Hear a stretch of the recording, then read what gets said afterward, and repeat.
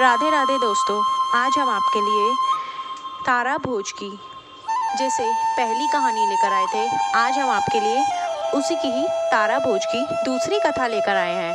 कार्तिक मास की इस दूसरी कथा को आइए शुरू करते हैं। एक समय की बात है, एक नगर का राजा था। उसकी एक बेटी भी थी। राजा हर कार्तिक मास में हर साल कार्तिक स्नान किया करता था और उसकी बेटी वो भी किया करती थी। फिर एक बार उसकी बेटी ने सोचा, राजकुमारी ने, कि पिताजी, हम ऐसा करते हैं कि इस साल हम कार्तिक स्नान के साथ साथ कार्तिक मास का व्रत भी करेंगे, तारा भोज का। तो उसके पिता मान गए और कह रहे, ठीक है, कर लेंगे। इसके बाद राजकुमारी ने तारा भोज का व्रत पूरे ही सच्ची श्रद्धा भाव के साथ किया।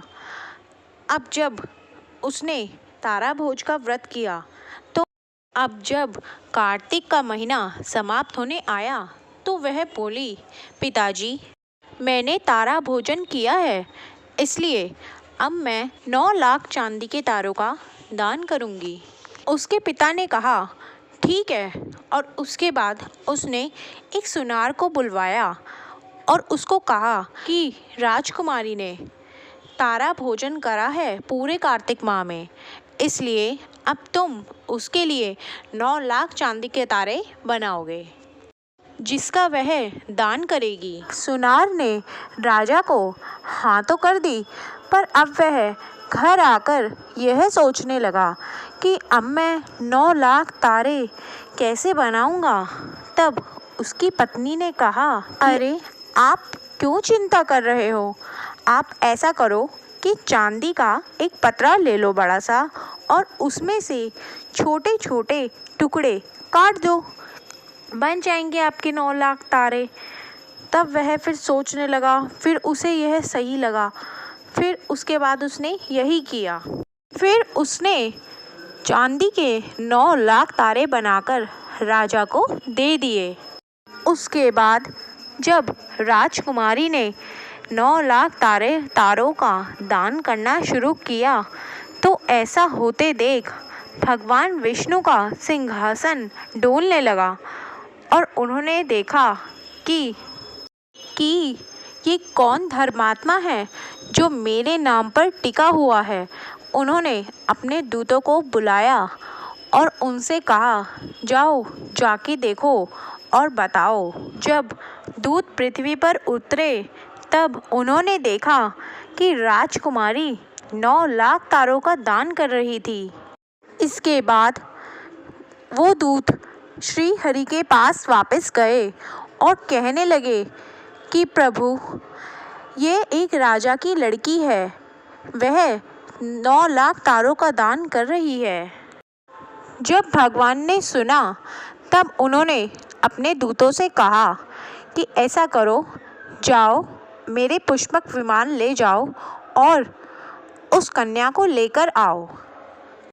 अब भगवान के दूत नीचे आए और राजकुमारी को लेने पहुँचे और बोले कि भगवान विष्णु ने तुम्हें वैकुंठ लोक में बुलाया है। इसके बाद राजकुमारी बोली कि मैं ऐसे नहीं जाऊंगी। जिसने मेरी सहायता की है, मैं उन सबको साथ लेकर ही जाऊंगी। अब दूत एक बड़ा सा विमान लेकर उतरे और उसमें सबको एक साथ लेकर गए। रास्ते में जाते टाइम राजकुमारी के मन में अहंकार आ गया। उसके मन में आया कि तारा भोज का व्रत पूरा महीना मैंने किया, मगर मेरे साथ साथ इन सबको भी बिना कुछ व्रत पूजा पाठ किए ही वैकुंठ लोक की प्राप्ति हो रही है। ऐसा अभिमान देख दूतों ने उसे विमान से नीचे उतार दिया। इसके बाद जब वह दूत भगवान विष्णु के पास पहुँचे तो उसके बाद श्री हरि ने पूछा कि इनमें से वो राजकुमारी कौन सी है जिसने चांदी के तारे दान किए। तब दूत बोले कि प्रभु, हमने उसे नीचे उतार दिया क्योंकि उसमें अभिमान आ गया था। और ये सब वह लोग हैं जिन्होंने उस राजकुमारी की सहायता की थी। उन्हें हम यहाँ ले आए। इसके बाद राजकुमारी ने भगवान श्री हरि से क्षमा याचना की। भगवान ने कहा कि देखो, तुम्हारे अभिमान के कारण तुम्हारे अच्छे कर्मों का फल भी निष्फल हो गया। इसके बाद श्री हरि ने बोला कि अब तुम फिर से 1 साल तक पूरे कार्तिक स्नान करो और तारा भोज का व्रत करो, तब तुम्हें बैकुंठ लोक की प्राप्ति होगी। अगले साल जब कार्तिक का महीना आया, तब राजकुमारी ने ऐसा ही किया। पूरे श्रद्धा भक्ति पूर्वक भाव से उसने तारा भोजन किया और कार्तिक स्नान भी किया। एक बार फिर से भगवान के दूत आए और उस लड़की को बैकुंठ लोक लेकर चले गए।